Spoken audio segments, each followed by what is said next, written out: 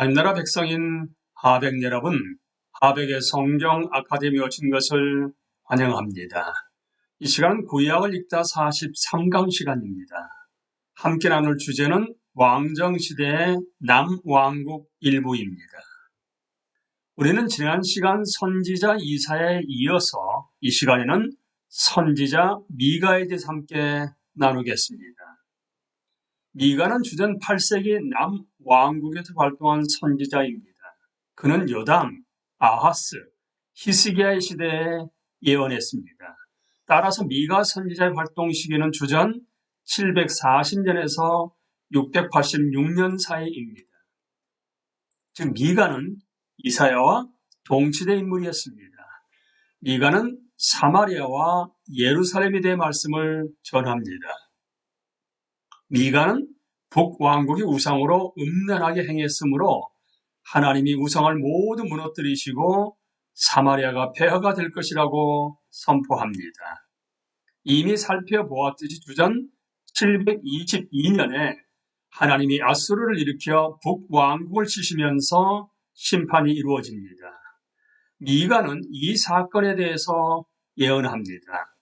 미가는 주로 남왕국을 향해 말씀을 선포했고 남왕국을 예루살렘 또는 유다로 지칭합니다. 이 책에서는 심판과 회복이 반복적으로 나타납니다. 심판의 말씀, 미가는 심판의 소식을 전하며 유다가 저지른 죄악을 소상하게 밝힙니다. 그리고 그때마다 들을지어다 라는 명령으로 시작합니다. 미가는 유다 사람들에게 그들이 저지른 죄와 반역 행위를 알리도록 부름받은 자였습니다. 미가는 그들의 죄를 폭로합니다. 그들이 저지른 죄는 불공정, 뇌물, 속이는 저울, 기만, 피 흘림 등이 있습니다. 이러한 행위들은 하나님이 세우신 의로움의 기준에 완전히 어긋나는 것으로서 율법에도 상세하게 기록되어 있는 내용이었습니다. 예를 들어서 모세는 이스라엘 자손에게 말합니다.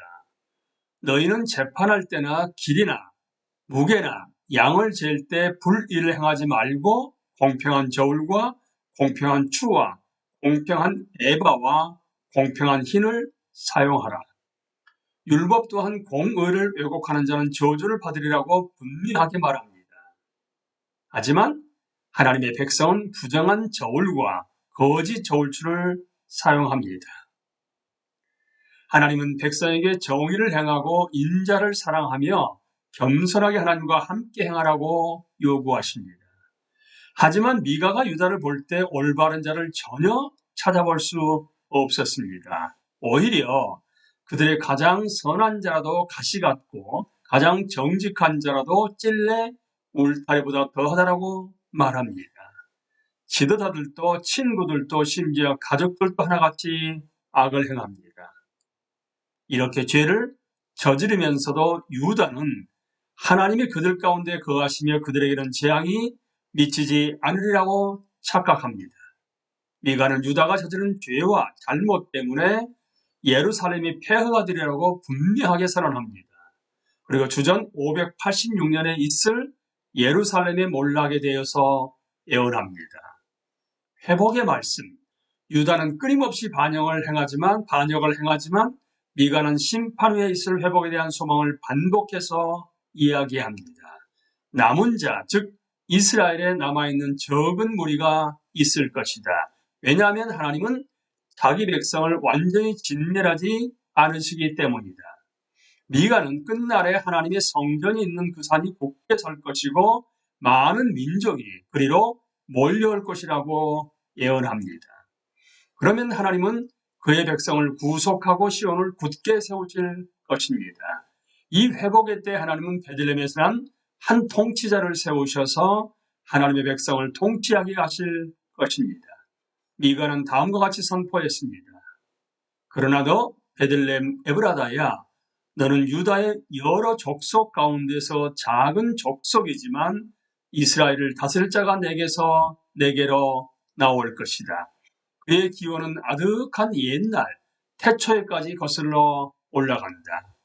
그러므로 주님께서는 해산하는 여인이 아이를 낳을 때까지 당신의 백성을 원수들에게 그대로 맡겨두실 것이다. 그 뒤에 그의 동포 사로잡혀가 있던 남은 백성이 이스라엘 자손에게로 돌아올 것이다. 그가 주님께서 주신 능력을 가지고 그의 하나님이신 주님의 이름을 지닌 그 위엄을 의지하고 서서 그의 때를 먹일 것이다.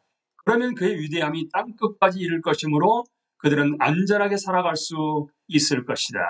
그리고 그는 그들에게 평화를 가져다 줄 것이다. 아시리아 사람이 우리 땅을 침략하여 우리의 방어를 뚫고 들어올 때에 우리는 7 목자, 8 장군들을 보내서 침략자들과 싸우게 할 것이다. 다윗의 후손에서 난 여러 왕이 예루살렘의 보좌에서 다스리지만 미가가 말하는 통치자는 구약 성경이 끝날 때까지 나타나지 않습니다. 그 통치자는 대망의 시대에도 나타나지 않을 것입니다. 하지만 하나님의 백성은 그를 기다립니다. 오랜 세월이 흐른 뒤에 헤롯은 베들레헴에서 태어난 아이의 소식을 듣고서 제사장과 서기관들에게 메시아가 어디에서 태어날 것인지를 묻습니다. 제사장들과 서기관들은 메시아가 유대 땅 베들레헴에서 날 것이라고 하며 미가 선지자의 말을 인용합니다. 그리고 동방 박사들은 태어난 아이를 보기 위해 베들레헴까지 왔고 아기를 만나자 바로 엎드려 경배했습니다. 또한 보배합을 열어 왕께 적합한 선물인 금과 유향과 몰약을 드립니다. 이렇게 예수님은 베들레헴에서 나신 바로 그 통치자가 되십니다. 예수님은 메시아로서 그 근본은 상고에 있습니다. 예수님은 여호와의 힘으로 하나님의 양떼를 돌볼 것입니다. 그리고 예수님의 이름은 땅끝까지 위대하게 될 것입니다. 미가는 저 멀리서 이것을 보았습니다. 우리도 동방박사와 마찬가지로 베들레헴에서 나신 왕께 엎드려 경배합니다. 그분은 자기 백성을 그들의 죄에서 구원하실 것이기에 그 이름을 예수라고 하실 것입니다. 미가 선지자, 그러니까 미가라는 이름의 의미는 누가 여호와와 같은가입니다. 미가 선지자는 그 여호와 하나님의 성품을 묵상하며 자신이 받은 예언을 마무리합니다. 미가가 마지막에 제시하는 질문이 특히 감동적입니다. 미가는 주와 같은 신이 어디 있으리까라고 묻습니다.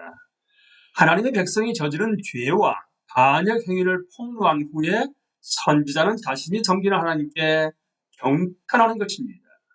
주와 같은 신이 어디 있으리까?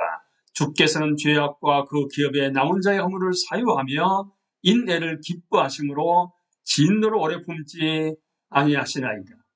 다시 우리를 불쌍히 여기셔서 우리의 죄악을 발로 밟으시고 우리의 모든 죄를 깊은 바다에 던지시리이다. 주께서 옛적에 우리 조상들에게 맹세하신 대로 야곱에게 성실을 베푸시며 아브라함에게 인애를 더하시리이다. 하나님의 백성은 하나님의 용서와 자비로움에 희망을 두어야 합니다. 언젠가 하나님은 이스라엘의 죄를 깊은 바다에 던져 버리실 것입니다. 따라서 하나님의 백성이 저지른 죄악에 대한 해답은 하나님이 언약으로 세우신 사랑과 자비에 있는 것입니다. 그리고 그 사랑과 자비는 십자가에서 온전하게 드러날 것입니다. 왜냐하면 우리가 아직 죄인 되었을 때에 그리스도께서 우리를 위하여 죽으셨기 때문입니다. 베들레헴에서 나신 아기는 마침내 우리를 죄에서 구원하실 것입니다. 따라서 우리는 마땅히 미가와 똑같이 외칠 수밖에 없습니다. 주와 같은 신이 어디 있으리까? 여러분, 선지자 미가에 대해서는 어떻게 기억을 하시냐게 되면 미달된 정이라고 기억하시면 됩니다. 우리는 이 시간에 남왕국의 일부 가운데서 선지자 미가에 대해서 나누었습니다. 다음 시간은 히스기야에 대해서 함께 나누도록 하겠습니다. 강의를 마치겠습니다. 감사합니다.